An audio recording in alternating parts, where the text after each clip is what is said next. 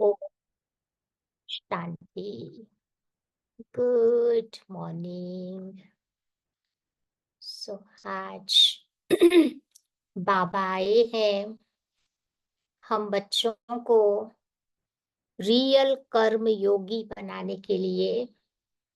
तभी तो मुरली में बाबा बार बार याद दिलाते हैं कि बच्चे खाते पीते उठते बैठते चलते फिरते बाबा की याद अंदर में बनी रहे। बाबा को याद करो, घर को याद करो। तो कर्म करते बाबा को याद करना, इसमें हमारी बहादुरी है। कर्म छोड़ करके तो कोई भी बैठ के याद कर लेगा, लेकिन कर्म योगी बाबा आज हमें बनाने के लिए आए हैं। तभी तो कभी सिंधी में भी बाबा कहते हैं ना, हथ कार डे दिल यार डे। हाथों से काम करते रहो, दिल से अपने बाबा को याद करते रहो। क्योंकि as you sow you reap. जैसा कर्म हम करेंगे वैसा ही फल हमें मिलना है। या तो बाबा कहते कर्म योगी बनने के लिए मुझे कुछ बातों का ध्यान रखना पड़ेगा, तब हम सही अर्थ में कर्म योगी बन सकते हैं।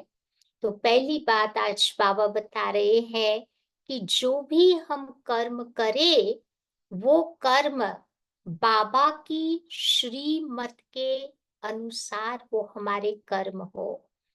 कभी कभी मन मत के आधार से कर्म होता, कभी पर मत के प्रभावित होकर के कर्म करते, तो वो कर्म में फिर सफलता नहीं मिलती है।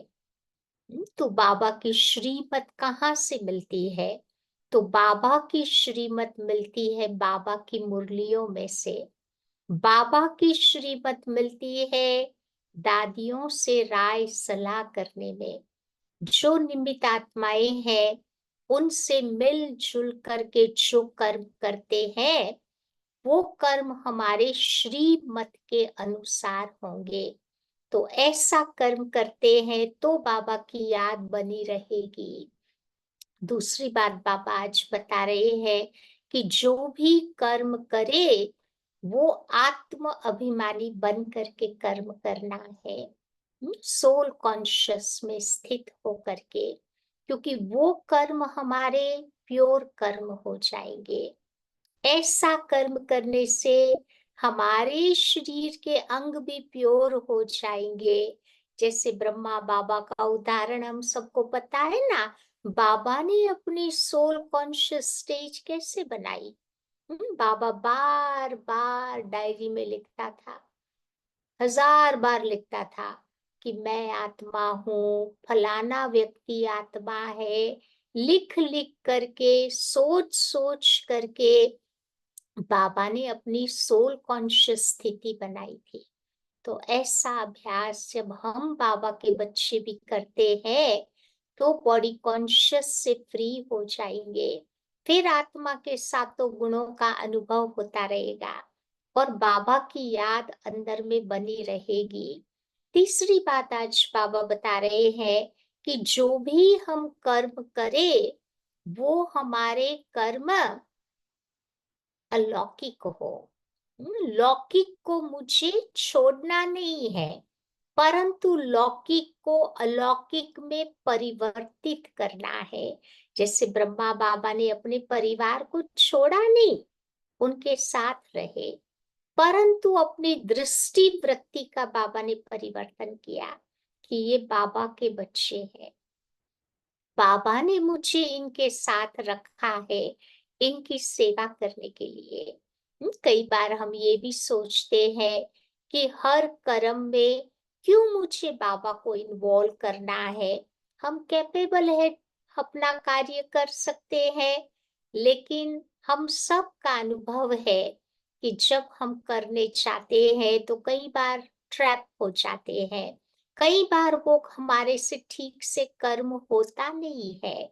जब हम फंस जाते हैं तब बाबा को बुलाते हैं कि बाबा आओ अब मदद करो। तो बाबा यही कहते हैं कि हर कर्म करने से पहले बाबा को अपना साथी बना करके कर्म करेंगे, तो वो कर्म हमारे अच्छे होंगे और बाबा रेस्पॉन्सिबल बन जाएगा। चौथी बात आज बाबा याद दिला रहे हैं कि जो भी कर्म करे निष्काम भाव से कर्म करे। मुझे कोई शो ऑफ नहीं करना है, किसी को प्लीज करने के लिए हम कर्म नहीं कर रहे हैं। हम तो अपने बाबा को खुश करने के लिए प्यार से वो कर्म कर रहे हैं। और जो बाबा को खुश करने के लिए कर्म करेगा, वो कर्म उसका अच्छा होगा। तो कोई भी नाम, मान, शान, पोजीशन की इच्छा रखे बिना, जीरो एक्सपेक्टेशंस के साथ जो हमारे कर्म होंगे, वो सेल्फलेस निष्काम कर्म। तो ऐसी निष्काम कर्म में बाबा की याद बनी हुई रहेगी।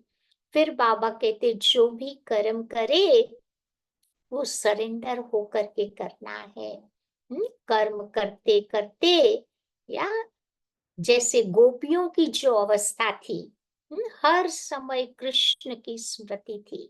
चाहे खाना बनाते थे, चाहे कोई कर्म करते थे, चाहे डांस करते थे, हर गोपी ये सोचती थी कि श्री कृष्ण मेरे साथ है। या तो ऐसे बाबा को भी हम सरेंडर होकर के साथ रख करके जो कर्म करते हैं ना, उस कर्म में फिर बाबा की याद बनी हुई रहती है और हम भी कर्म योगी बन जाते हैं। फिर आज बाबा ये भी बता रहे हैं कि साक्षी दृष्टा बन करके कर्म करना है। कई बार कोई कर्म होते हैं, हम अपने आप को टू मच इन्वॉल्व कर देते हैं। चलो कोई व्यक्ति दुखी है, कोई व्यक्ति को कोई समस्या से वो व्यक्ति गिरा हुआ है, तो उसकी पर्सनल लाइफ में हम टू मच चले जाते हैं। तो इससे क्या होता है, हमें भी दुख की फीलिंग्स आ जाती है। अगर हम दुखी हो गए, तो मैं खुद को ही मदद नहीं कर रही हूँ, तो दूसरों को कैसे कर सकती हूँ।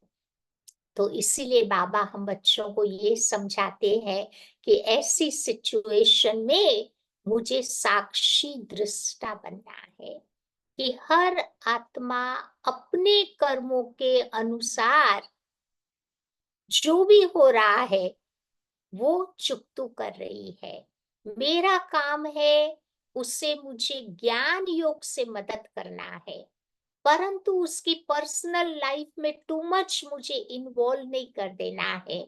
नहीं तो हम किसी को मदद नहीं कर पाएंगे, फिर बाबा की याद नहीं रहेगी। वही व्यक्ति के प्रॉब्लम्स, वही व्यक्ति की बातें, वही उसके पर्सनल चीजें याद आती रहेगी। तो इसीलिए बाबा कहते साक्षी दृष्टा। जैसे बाबा देखते हैं ना कि बच्चों को क्या क्या हो रहा है, बाबा कितना साक्षी दृष्टा बन करके हमें मदद करता है ना। तो ऐसा मुझे भी साक्षी दृष्टा बनना है। फिर आज बाबा कह रहे हैं कि निमित्त भाव को धारण करके मुझे कर्म करना है। मुझे याद है दादी प्रकाश मणि हमेशा हम लोगों को चार बातें याद दिलाती थी कि कोई भी कर्म करे, एक तो निमित्त भाव चाहिए कि भाई मैं बाबा का इंस्ट्रूमेंट हूँ, कराने वाला बाबा है। हम्म, फिर दादी हमको कहती थी निर्मल भाव से कर्म करना है। अंदर में सच्चाई, सफाई, ईमानदारी से मुझे वो कर्म करना है। तीसरी बात दादी याद दिलाती थी निर्माण भाव से कर्म करना है, हम्बल बन करके, एकदम झुक करके वो कर्म करना है। और चौथी बात दादी कहती थी कि ये तीन बातें हैं निमित्त, निर्मल और निर्माण, तो हम विश्व का नव निर्माण कर सकेंगे। तो नई दुनिया बनाने में हम बाबा को मदद कर सकेंगे। तो ये चार बातों के पर दादी का भी दिन आ रहा है ना, तो दादी याद दिलाती थी।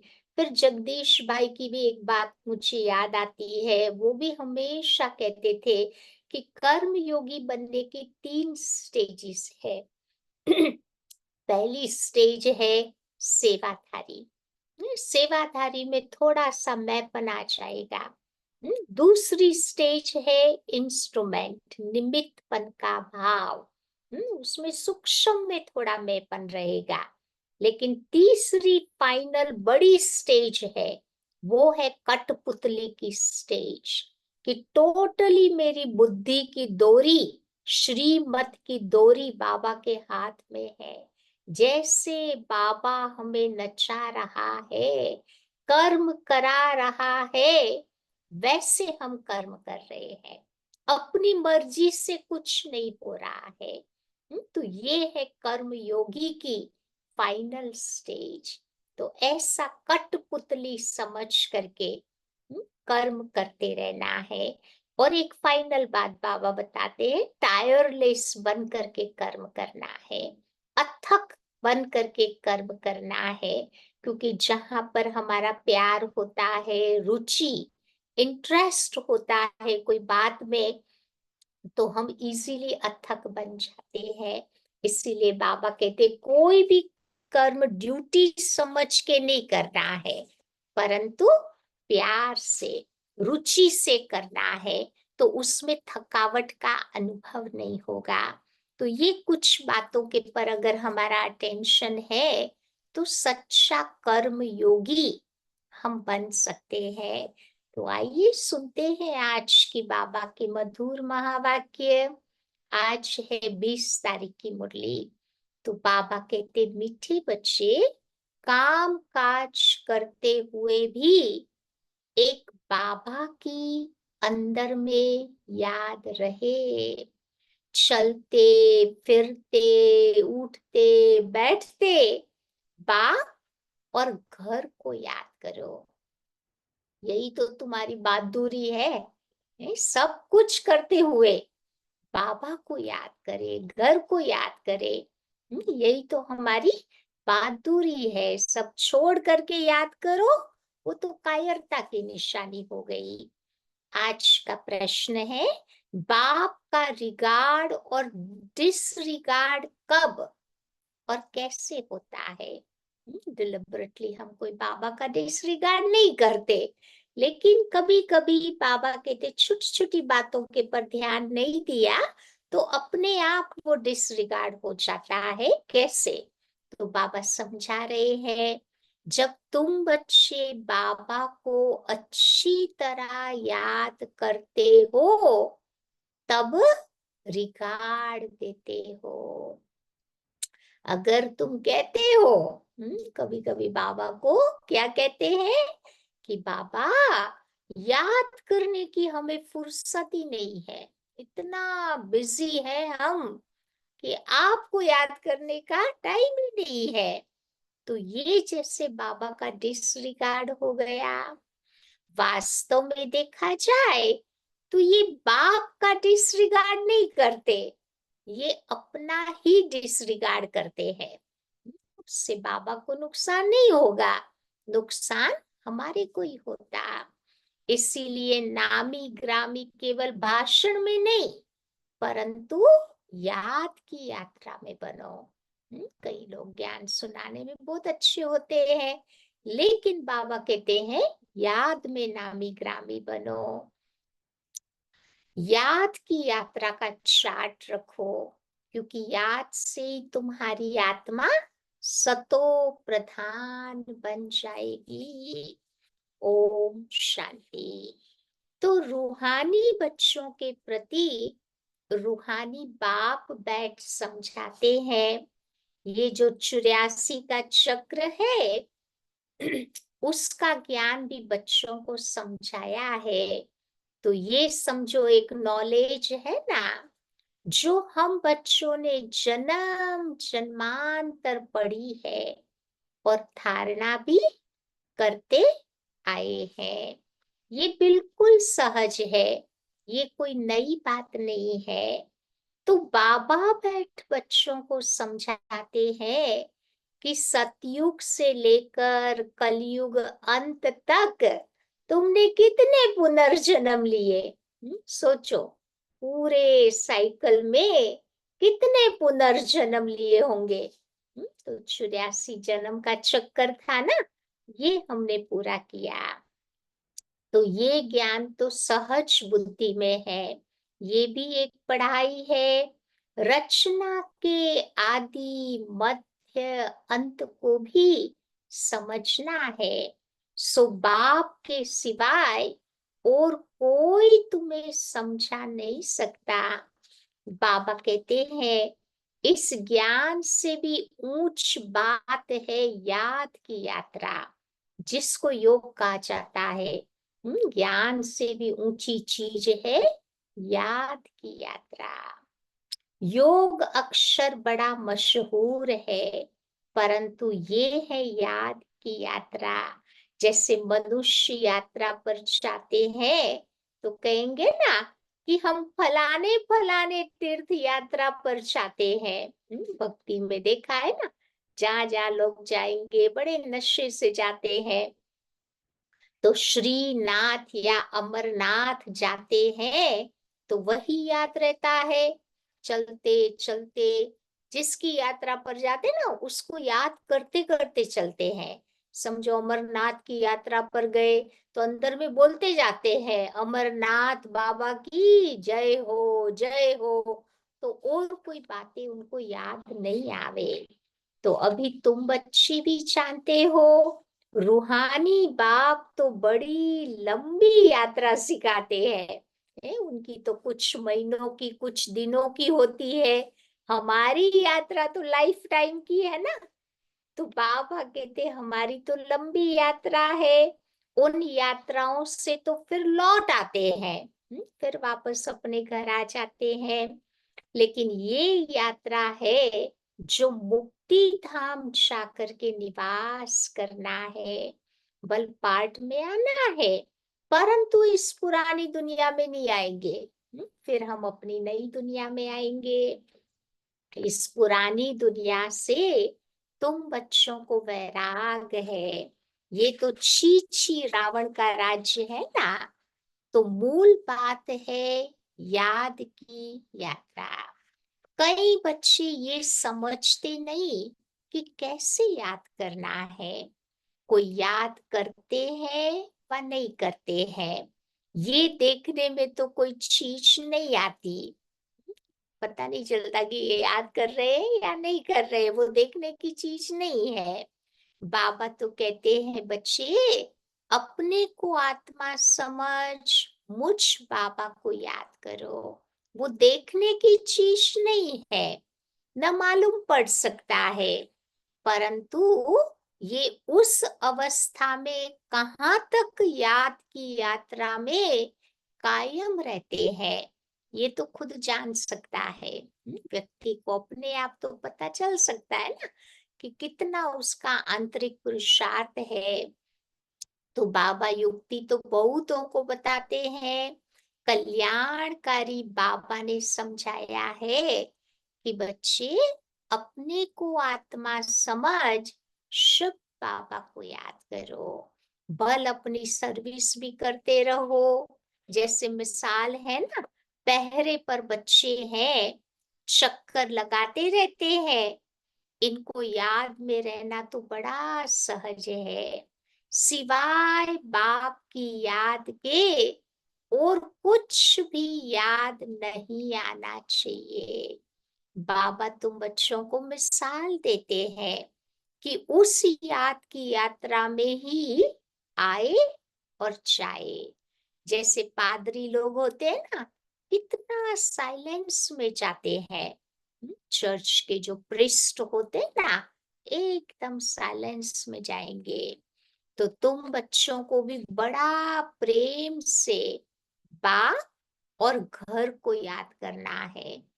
जब हम भी पैदल करते हैं, कहीं जाते हैं, तो ये अभ्यास पापा कहते करना है।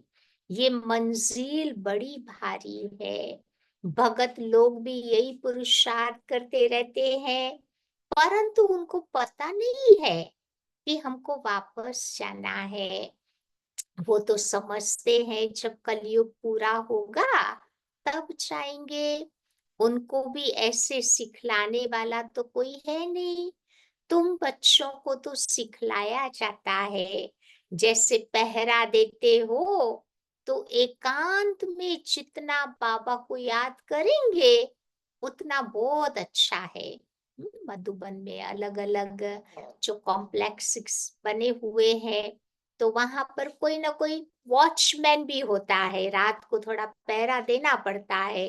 या तो बाबा कहते उस समय भी, पहरा देते समय भी बाबा को याद कर सकते हैं, क्योंकि याद से ही तुम्हारे पाप कटते हैं। जन्म जन्मांतर के पाप सर पर है। जो पहले सतोप्रधान बनते हैं, राम राज्य में भी पहले वही तो चाहते हैं ना। तो बाबा कहते हैं कि याद की यात्रा में बच्चों को रहना है।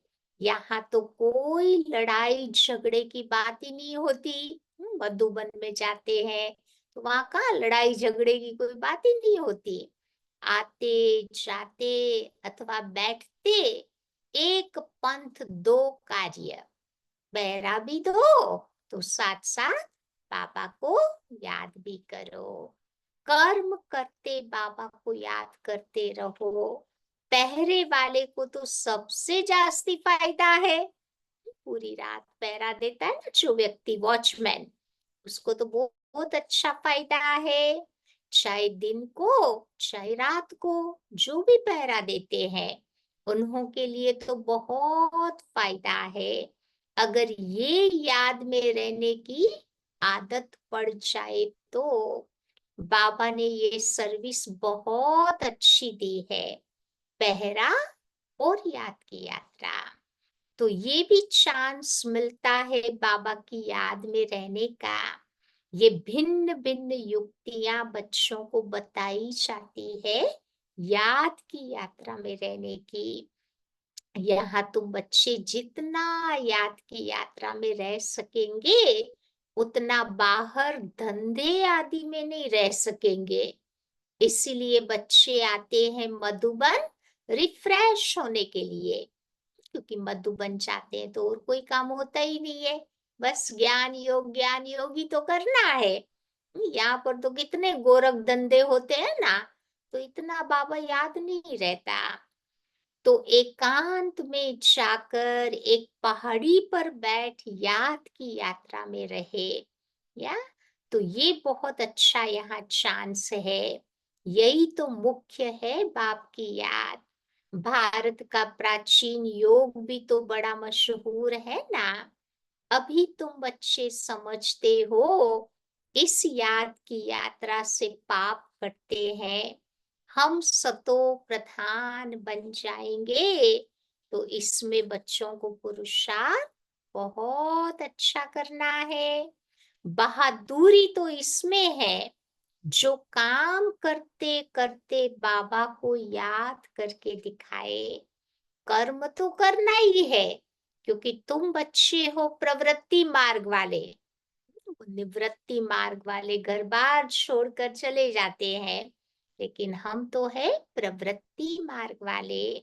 गृहस्थ व्यवहार में रहते, धंधा आदि करते, बुद्धि में बाबा की याद रहे, तो तुम्हारी बहुत बहुत कमाई है। बल अभी कई बच्चों की बुद्धि में नहीं आता, तो बाबा कहते हैं बच्चे चार्ट रखो, थोड़ा बहुत लिखते भी है। बाबा युक्तियां तो बहुत बताते हैं, बच्चे भी चाहते हैं कि बाबा के पास जाए। यहाँ बहुत कमाई तुम कर सकते हो, एकांत बहुत अच्छी है। मधुबन की बाबा बात करते हैं। तो बाबा तुम बच्चों को सन्मुख बैठ समझाते हैं कि बच्चे मुझे याद करो, तो तुम्हारे पाप कट जाए, क्योंकि जन्म जन्मांतर के पाप तुम्हारे सर पर है। विकार के लिए भी कितने झगड़े होते हैं, विघ्न भी पड़ते हैं।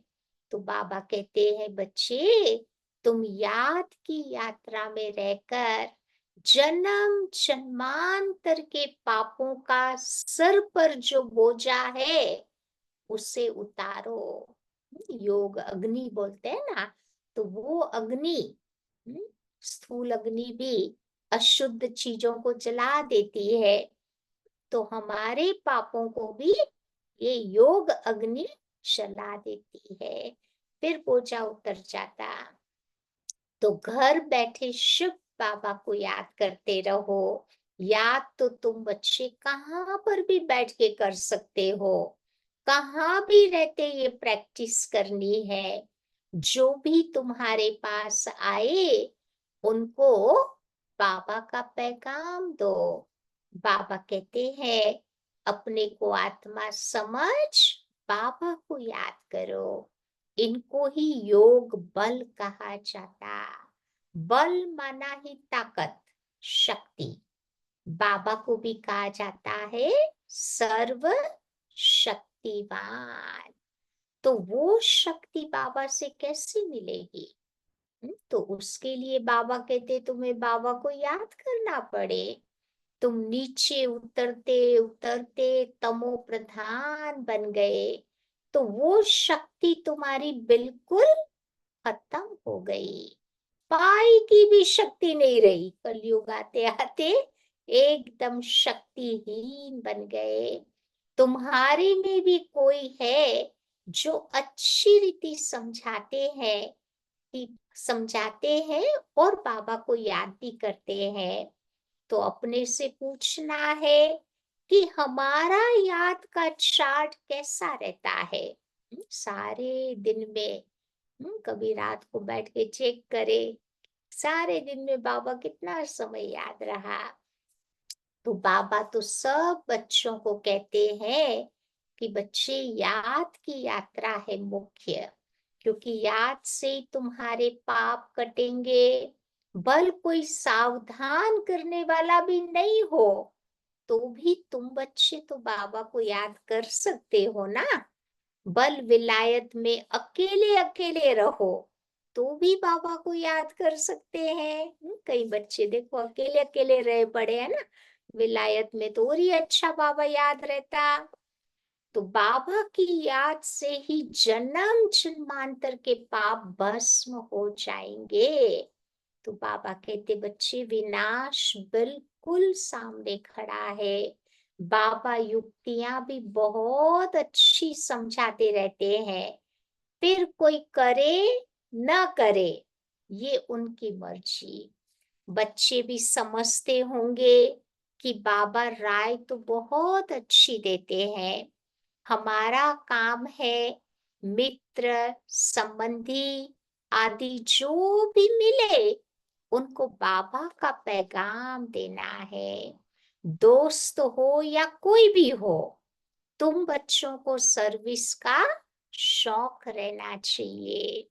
तुम्हारे पास तो बहुत सारे चित्र है, देखो बैच भी है तुम्हारे पास, ये भी बड़ी अच्छी चीज है ना। बैच किसी को भी लक्ष्मी नारायण बना सकता है। कई बार बैच में शुभ बाबा का चित्र है, कहाँ हमारा aim and object Lakshmi Narayan का चित्र है। तो त्रिमूर्ति के चित्र पर तुम्हें बहुत अच्छी तरह समझाना है। इनके ऊपर है शिव, वो लोग त्रिमूर्ति बनाते हैं, उसमें शिव बाबा को नहीं दिखाते। भक्ति का जो त्रिमूर्ति का चित्र है ना, उसमें बाबा को नहीं दिखाते। शिव को न जानने के कारण भारत का बेड़ा डूबा हुआ है। अब शिव बाबा के द्वारा ही भारत का बेड़ा पार हो जाता। पुकारते हैं कि पतित पावन आकर हम पतितों को पावन बनाओ, फिर भी सर्वव्यापी कह देते कितनी पाई पैसे की भूल है ना। तो बाबा बैठ समझाते हैं तुमको ऐसे ऐसे भाषण करना है। बाबा भी डायरेक्शंस देते रहते हैं कि बच्चे ऐसे ऐसे सर्विस करो, तो तुम्हारे पास बहुत आएंगे। सर्कस भी बड़े बड़े शहरों में खोलते हैं ना, कितना उन्हों के पास सामान रहता है, पता है ना, वो सर्कस अरेंज करते हैं, इतनी चीजें ले आते हैं ट्रक्स भर भर के। फिर गांव गांव से देखने के लिए लोग आते हैं। इसीलिए बाबा भी कहते हैं कि तुम बच्चे भी ऐसा खूबसूरत म्यूजियम बनाओ जो लोग देख करके खुश हो जावे, औरों को भी फिर जा करके सुनाए। तो ये भी समझाते हैं, जो कुछ सर्विस होती है कल पहले मिसल होती, परंतु सतो प्रधान बनने का बच्चों को होना भी रखना है, उमंग भी रखना है। इसमें ही बच्चे गफलत करते हैं। फिर माया विघ्न भी इसी याद की यात्रा में ही डालती। ज्ञान में माया के विघ्न नहीं आते, परंतु बाबा की याद में आते हैं। तो अपने दिल से पूछना है, क्या पूछेंगे कि हमको इतना शौक है सर्विस का, कितनी मेहनत करते हैं। ज्ञान तो कॉमन बात हो गई। बाप बिगर 84 का चक्र कोई तुम्हें समझा न सके। बाकी याद की यात्रा है मुख्य। पिछाड़ी में कोई भी तुम्हें याद न आवे सिवाय बाप के। स्पेशली जब शरीर छूटे उस समय बाबा के सिवाय कोई याद नहीं आवे। वो लॉन्ग टाइम की प्रैक्टिस चाहिए ना, नहीं तो अंत में तो बहुत सारी चीजें याद आती रहेगी। तो डायरेक्शंस तो बाबा पूरे पूरे देते हैं। तो आज बाबा मुख्य बात बताते हैं याद करने की। तुम बच्चे कोई को भी ये बातें समझा सकते हो, बल कोई भी हो, तुम उनको बैच पर समझाओ। और कोई के पास ऐसे अर्थ सहित मेडल्स नहीं होते। आज बाबा बैच की महिमा कर रहे हैं। हमारे एक एक बैच में कितना ज्ञान भरा हुआ है। अंत में ये पोस्टर वगैरह थोड़े हमारे पास रहेंगे, यही बैच पोस्टर का काम करेंगे।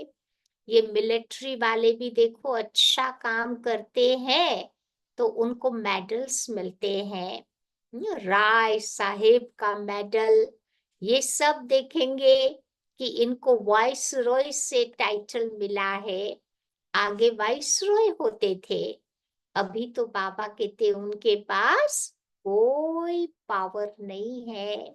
अभी तो कितने झगड़े लगे पड़े हैं, मनुष्य बहुत हो गए हैं, तो उनके लिए जमीन चाहिए शहर में। अभी बाबा स्वर्ग की स्थापना कर रहे हैं। इतने सब खलास होकर बाकी कितने थोड़े ही तो जाकर के रहेंगे ना। सतयुग की बिगिनिंग में 9 लाख होते हैं सारे विश्व में, कितने थोड़े जाके रहेंगे। जमीन तो ढेर होगी, वहां सब कुछ नया होगा। उस नई दुनिया में चलने के लिए फिर बच्चों को अच्छी रीति पुरुषार्थ करना है। हर एक मनुष्य पुरुषार्थ करते हैं बहुत ऊंच पद पाने का। कोई पूरा पुरुषार्थ नहीं करते तो समझते हैं नापास हो जाएंगे, खुद भी समझते हैं हम फेल हो जाएंगे, फिर पढ़ाई आदि को छोड़कर नौकरी में लग जाते हैं। आजकल तो नौकरियों में भी बहुत कड़े कायदे निकालते हैं। जॉब ढूंढने जाओ तो कितने उनके या वो कड़े कायदे होते हैं। मनुष्य बहुत दुखी है। अब बाबा तुम बच्चों को ऐसा रास्ता बताते हैं जो 21 जन्म कभी दुख का नाम नहीं रहेगा। तो बाबा कहते हैं कि बच्चे सिर्फ याद की यात्रा में रहो, जितना हो सके। सवेरे का टाइम बहुत अच्छा है, देखो कोई लेटे होते हैं तो नींद भी आ जाती है, अभी कोई बूढ़ा होगा, जास्ती बैठ नहीं सकेगा तो जरूर सो जाएगा। लेटे हुए भी तुम बच्चे बाबा को याद करते रहो तो बड़ी खुशी अंदर में रहेगी, क्योंकि बहुत बहुत तुम्हारी कमाई होनी है। कोई बीमार होते हैं, बैठ नहीं सकते हैं, तो हमारा कोई हठ योगा तो है नहीं। बाबा कहते सोते सोते लेकिन याद बाबा को करो। जो उठ सकते हैं उनको तो उठ के बैठ के याद करना है, या नहीं तो नींद आ जाएगी। तो बाबा कहते टाइम बहुत बड़ा है। देखो बच्चे, मौत का कोई ठिकाना नहीं है, कभी भी किसी के पास भी आ सकता है। तो बाबा समझाते हैं मूल है याद की यात्रा। बाहर शहर में तो मुश्किल है, यहाँ आते हैं तो बड़ा अच्छा चांस मिल जाता। कोई फिकरात की तुम्हें बात नहीं है। इसीलिए बाबा कहते यहाँ पर तुम बच्चे याद का चार्ट बढ़ाते रहो, इससे तुम्हारे कैरेक्टर्स भी सुधरते जाएंगे। परंतु माया बड़ी दुस्तर है, घर में रहने वालों का इतना कदर नहीं रहता जितना बाहर वालों का है। फिर भी इस समय गोपों की भी रिजल्ट अच्छी है। जो बाहर से मधुबन में आते हैं ना, बाबा उनकी महिमा कर रहे हैं। तो बाबा कहते तुम बच्चे महान भाग्यशाली हो जो आकर के साहेब जादे बने हो, साहेब के बच्चे। तो बाबा कितना ऊंचा तुम्हें बनाते हैं, फिर भी तुम बाबा को गाली देते, सो भी कच्ची गाली। फिर इतने तमोप्रधान बन गए जो बात मत पूछो।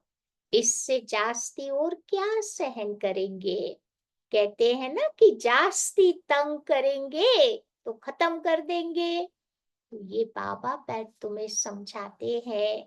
शास्त्रों में तो कहानियां लिखती है, लेकिन बाबा तुम बच्चों को बहुत सहज युक्ति बताते हैं।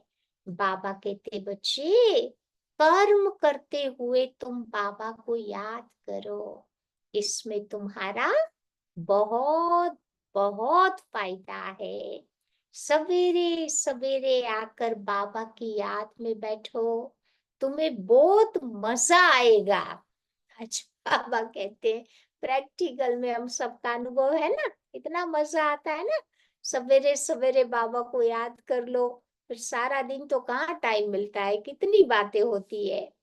परंतु कई बार इतना शौक नहीं होता। टीचर स्टूडेंट्स की चलन से समझ जाते हैं कि ये फेल हो जाएगा। बाबा भी समझते हैं कि ये फेल हो जाएंगे, सो भी यहाँ पर तो कल्प कल्पांतर के लिए।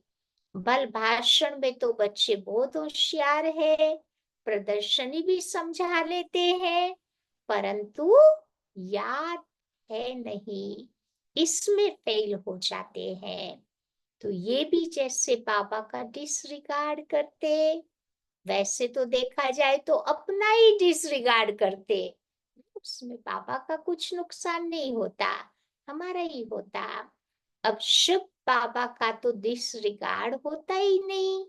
ऐसे कोई कह न सके कि हमको बाबा को याद करने की फुर्सत ही नहीं है, बाबा मानेगा ही नहीं। कई बार अपनी लेजीनेस के कारण बोल देते हैं, कई बार लैक ऑफ इंटरेस्ट होता है तो भी बोल देते हैं, लेकिन बाबा कहते भगवान को याद करने की सबको फुर्सत होती। अमृत वेला कौन बिजी होता, कोई बिजी नहीं होता। या तो बाबा कहते हैं कि कोई ऐसा कह न सके कि हमको फुर्सत ही नहीं है बाबा को याद करने की, बाबा मानेंगे ही नहीं। बाबा कहते बच्चे तुम बाबा को स्नान पर भी याद कर सकते हो, भोजन करते समय भी, बाबा को याद करो, तो इसमें तुम्हारी बहुत बहुत कमाई है। कई बच्चे सिर्फ भाषण में ही नामी ग्रामी है, परंतु योग नहीं है। फिर अहंकार आ जाता, फिर अहंकार गिरा देता। अच्छा, मीठे मीठे सिक्की लधे बच्चों प्रति माता पिता बाप दादा का याद प्यार और गुड मॉर्निंग। रूहानी बाप की रूहानी बच्चों को नमस्ते, और रूहानी बच्चों की भी रूहानी बाप को नमस्ते। आज की धारणा की बात, पहली बात बाबा बताते हैं, सर्वशक्तिवान बाप से शक्ति लेने के लिए क्या करेंगे? याद का चार्ट बढ़ाना है। आज आधा घंटा याद किया तो कल हमारा 1 घंटा होना चाहिए। ऐसे धीरे धीरे बाबा कहते चार्ट बढ़ाते जाना है। याद की भिन्न भिन्न युक्तियां रचनी है। एकांत में बैठ विशेष कमाई जमा करनी है, क्योंकि यही तो कमाई हमारे साथ चलनी है ना। दुनिया की कमाई तो यही छोड़ के चले जाएंगे। दूसरी बात, सतो प्रधान बनने का ओना रखना है, उमंग रखना है। गफलत नहीं करनी है, बहुत गलतियां नहीं करनी है। अहंकार में कभी नहीं आना है। सर्विस का शौक भी रखना है। साथ साथ याद की यात्रा में भी रहना है। सेवा करते करते अंदर में बाबा की याद भी चाहिए। आज का वरदान है, सब कुछ बाप हवाले कर, कमल पुष्प के समान न्यारे प्यारे रहने वाले डबल लाइट भव। सब कुछ बाप के हवाले कर, कमल पुष्प के समान न्यारे प्यारे रहने वाले डबल लाइट भव। बाप का बनना अर्थात सब बोझ बाप को दे देना। बाबा जाने, बाबा का काम जाने, तो बाबा कहते सारा बोझ बाबा को दे देना है। डबल लाइट का अर्थ ही है सब कुछ बाप के हवाले कर देना। जैसे छोटा बच्चा के साथ बाप है तो छोटे बच्चे को थोड़ी कोई चिंता होती है, क्या सोचता है मेरा बाप बैठा हुआ है। तो ऐसे बाबा के पर सब कुछ न्योछावर करना है। ये तन भी मेरा नहीं है, तो जब तन ही नहीं तो बाकी क्या चाहिए। ये शरीर भी भगवान की अमानत है, गिफ्ट है, भगवान ने सेवा के लिए दी है, तो उसे यूज कर रहे हैं। ना कलयुग का लाइफ स्पान कितना होता है? 40 होता है, 40 45। या तो देखो, हम सब ने 40 45 तो क्रॉस कब का कर लिया। हम्म? अब उसके बाद का जो लाइफ मिला है ना, वो बाबा ने बोनस लाइफ दिया है। तो ये हमारा लाइफ उसकी सेवा के लिए होना चाहिए। बाबा के लिए ये लाइफ होना चाहिए।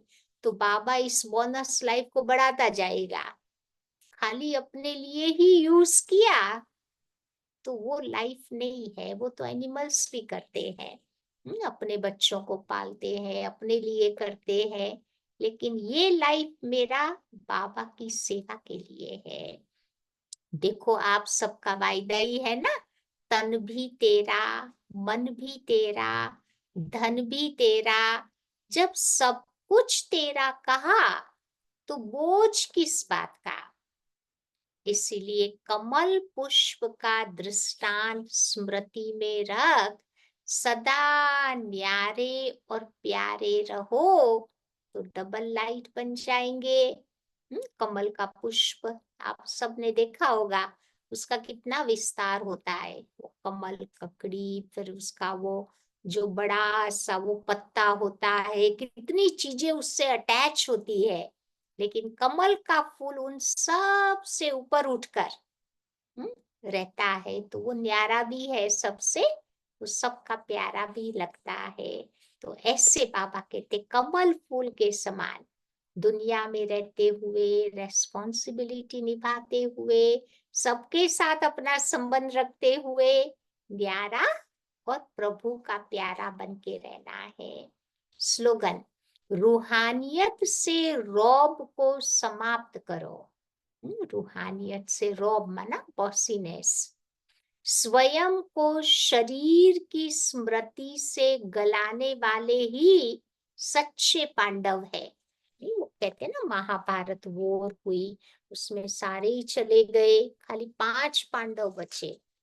5 पांडवों ने सोचा किसके पर हम राज करेंगे, तो वो फिर हिमालय पर्वत पर चले गए, अपने आप को गला दिया। तो बाबा कहते गलाना अर्थात देह अभिमान से अपने आप को गलाना है। ऐसे कोई सचमुच में पर्वत पर जाके नहीं गला दिया। तो फिर बाबा कहते वो पांडव फिर नई दुनिया में मालिक बन गए। आज की अव्यक्ति पॉइंट है, सदा बाप के साथ का अनुभव करते चलो तो विजयी रहेंगे, क्योंकि साथ की अनुभवी आत्मा मोहब्बत में लवलीन रहती है। वो किसी के भी प्रभाव में नहीं आ सकती, न माया के, न किसी व्यक्ति के, न किसी वस्तु के, न किसी पदार्थ, कोई प्रभाव में वो नहीं आ सकती। सदा समर्थ बाप के संग में रहने वाली समर्थ आत्मा सदा माया को चैलेंज कर विजय प्राप्त कर लेती है। माया का आना ये कोई बड़ी बात नहीं है, लेकिन वो अपना रूप न दिखाए तब कहेंगे विजयी। माया तो सबके सामने आती है परीक्षा लेने के लिए, उसका काम है आना, हमारा काम है विजयी बन करके बाबा को दिखाना। उसमें हमारी महानता है। समझा? तो आज सारा दिन क्या करेंगे? कर्म योगी बन करके रहेंगे। रात को सोने से पहले गुड नाइट करेंगे ना बाबा को, तो बाबा को आज का चार्ट दे देंगे कि बाबा इतना समय सारे दिन में बाबा याद आए। इन आत्माओं को हमने आज मैसेज दिया। हम्म, तो आज बाबा की याद में रह के सारा कर्म करेंगे, चाहे भोजन करे, चाहे कोई कर्म करे, चाहे थोड़ा टाइम मिले तो बीच बीच में साइलेंस का भी अभ्यास करे। तो ये होमवर्क आज बाबा ने हम बच्चों को दिया है। ठीक है।